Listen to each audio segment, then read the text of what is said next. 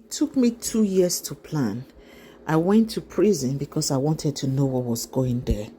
I planned it from 2017 till 2019 before it eventually happened. Bobrisky, why are you lying? This thing is not just happening to you. We Nigerians, we know that this matter is bigger than you, Bobrisky. There's no point you hiding or lying and saying you spent your entire time in the male prison section. You did not. You did not. Because people are coming out and they are speaking, they are talking about what happened in prison. So come out and speak. No, but Nigerians want you to talk. It's the fact that you are dragging VDM and you are lying about it. That is the reason why you have been dragged. So this is like everybody is telling you, Bobrisky, this is bigger than you. This is not about Bobrisky. And this is not about VDM. This is not about the Falanas. Everybody has been saying it. It's about the corruption in the system. It's about the corruption in the establishment. That is why people are talking about this. My people, when I see this, our brother will wear suit for Arise News. I couldn't carry the video because of copyright. This brother said that it took him 2 years from 2017 to 2019, just prior to COVID hit. You know, he planned this thing to go to Nigeria prison, the correctional center, to know what was actually happening in there. And I'm beginning to think that this guy is a journalist for him to have the mind to plan everything. You all will hear everything he said. So a lot is happening in the prison system of Nigeria. When something they happen, I always believe in God, they say it is time. It is not only everybody, they look government, they look Senate, they look House of Rep, they look the president. That isn't only their corruption. No. Corruption starts from the bottom. It starts from the top or from the bottom. It's over the top and it trickles down.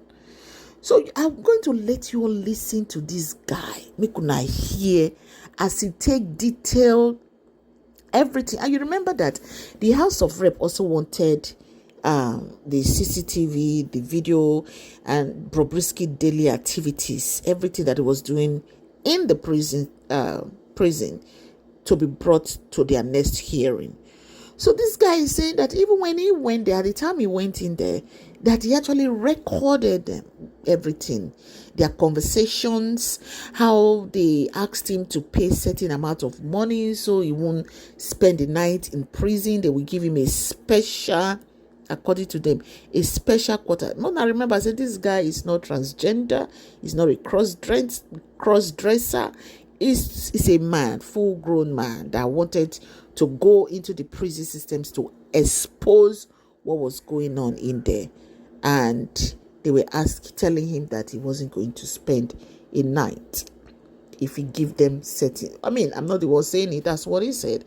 So I'm going to let you all listen to him. Now, wow, this kokoro, they eat deep. They eat deep to the soul of Nigeria. He's eating deep inside all the establishments, not just the Senate or the House of Rep, as we think, or the local governments or the states, but it's eating deep inside every system in Nigeria. My people, I'm gonna listen to this, our brother. Is for every investigation I've done, it's because ordinary people went through those systems and encountered problems, and they thought it had to be escalated. So I didn't just, someone went to prison and came out and said, oh, wow, that's a cesspool of corruption. You need to find a way to get in. The person went to prison in 2017. It took me 2 years to plan, and in 2019, I went in. Now,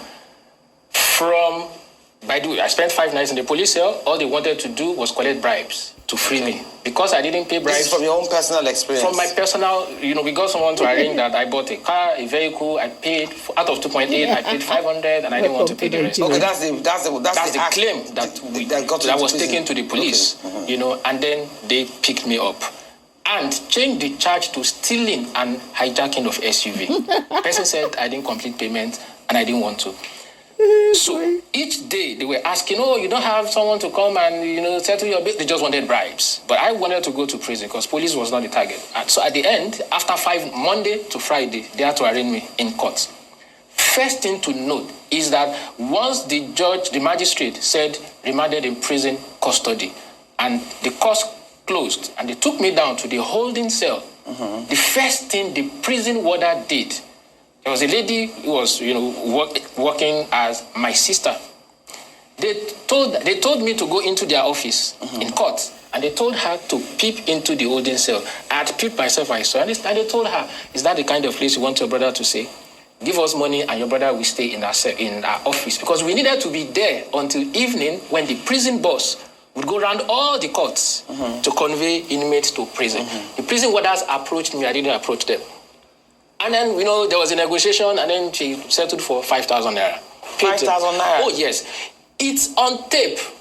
I want him to produce the videos the prison service seized from me in 2019. Because when you say some allegations are unsubstantiated, the ones that are substantiated, that were taped, that the prison service seized from me, produce them. Wow. Oh, yes. Not only that, then they came and then they said, oh, in prison, if you have money, you will never suffer. You serve the prison either with your body or with your money. I can tell you Bobrisky did not spend time in prison. Spent 3 weeks and they moved him out. There's no single Nigerian who has money and does not want to complete their time in prison that will do it. It's only if they want to. From there, they told me I could get a decent place to stay in prison for 50,000, for 100,000, for 150. He even said 1 million. This was in 2019. 1 million. So how much are they supposed to be charging you per day for this supposed? Different special rooms, depending on how much money you have. When the guy said 1 million, I said 1 million. He said yes. When Fayoshe was in Ikoyi prison, do you think he stayed in the general cell? Wow. That's the answer they gave me. These things are on tape. I'm not making allegations. These were things that happened to me that I filmed with the secret service. Tell the Nigerian Prison Service to produce it. Everything is on tape. The warders then told me that the warders in the prison had told the ones in court not to be striking deals with inmates, to wait for the inmates to get to prison so that the ones in prison would strike the deals by themselves. Oh, because we're training the warders. Yes, the warders in court. Yes, even in court, somebody approached me. The warders call, say, who is working on your bill? They called someone. The person, the lawyer came and said, I work with the magistrate. If you pay 200,000 naira, you will sleep in your house tonight, even though the magistrate had pronounced remanded in prison. Wow. Yes, the only reason it didn't work out is I wanted to go to prison, not to get out. So even when you were in prison, what was the condition like? Oh, you get to prison, wise, health-wise, before you talk about sexual corruption, it's an impossibly corrupt system. You get documented as a new inmate. They take your details and you submit any cash on you.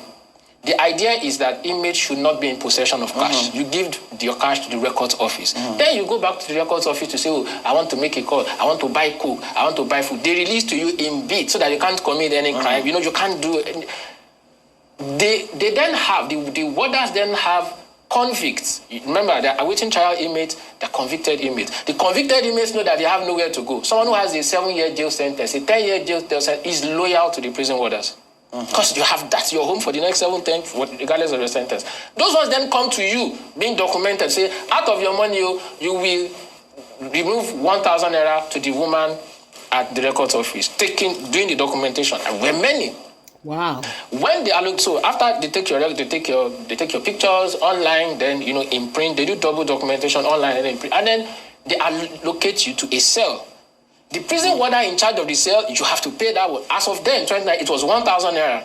Per what? Per person. Just for being in the cell, for nothing. How many of you are usually in the cell? So many. It depends on how many inmates they bring in. I spent 8 days in Ikoyi prison. The lowest number of awaiting trial inmates brought in was 16. Sometimes 40-something. Sometimes 40-something in that one cell. Every day? No. Just there's some. On the first night, you sleep in a place called welcome cell. You don't sleep like this. You don't sleep like this. You sleep like this. If you're like crayfish. When you open sardine, have you ever opened sardine? The way they pack, I'm not exaggerating. It's exactly. Look, if Bobby spent one night in Welcome Center, you think he will come out and speak to anybody? You won't come out. That first night, you keep asking yourself, who sent me? Wow. Because if I sleep and my head is facing the direction this way, the next person to me, the head is in this direction. So you cannot turn. Is at the back of your yes, head. You cannot turn. You sleep like this all night. If there's no how. How? You cannot turn. That's how you sleep. You know, its punishment is, and the thing is that once you have money, you bypass all these things. So really, the prison authorities have to decide what they want to do. Is the prison supposed to be a punitive, or as I've never referred to them as Nigerian correctionals? What are they correcting? Many of these prison warders should actually be behind bars themselves. Inmates have phones. How do they have phones? The warders sell phones to inmates. And this is not an allegation. Some of the tweets you see are inmates tweeting on Facebook. Now, if you want inmates to have access to phones, yes. Whatever. I'm not saying inmates should go there and want to commit suicide because they're in prison. It has to be a level playing ground. You don't bring people in for corruption and then you sell. So I want a phone in prison. A warder then comes and says it's 250,000. The phone is 150,000 in the market. Warder sells for 250,000, and then that's it. And where do you get it? Supposed 250,000 to pay for it? It's your choice. If you want the phone, are you not the one who wants to? You are in prison. You are in prison. You don't have a choice. By the way, a prisoner, and even if it's awaiting trial, you can't talk to a warder unless you squat. You can't stand squat. As in literally squat. Yes, you cannot squat. You can't. If a warder is seated and you want to talk to that warder, you can't stand and talk. You squat. Wow. Awaiting trial, you've not been pronounced guilty. So it is that bad. Now, when the system refuses to acknowledge its failings, then there won't be progress. So if it comes on national TV to then come and say there are allegations, that's not progress. They seized my device. So ask them, produce that device. Let us watch the videos. Shoyamba is lying. Let's play the videos we seized from him to prove that he's a liar. Okay, let me get to... My people, you see, this is the reason why Bobrisky needs to come out and talk. This is not about Bobrisky, though. This is about an infested system. An infested system that needs to be cleaned. And the warders too, they need to pay them good salary. I still believe that when these first men and women in uniform are paid good, right, they will do their job rightly. I still believe in that. Because, see, I'm not even talking about now. Some people see in that Nigeria force, they collect 50,000, 100,000. What would 100,000 do for them? Even if you pay them 200,000 naira a month, what will 200,000 naira do for them? So when you say you want to fix corruption, you want to call out corruption, there's a lot of things that needs to be done. My people, want to share this video. Share this video, please. My name is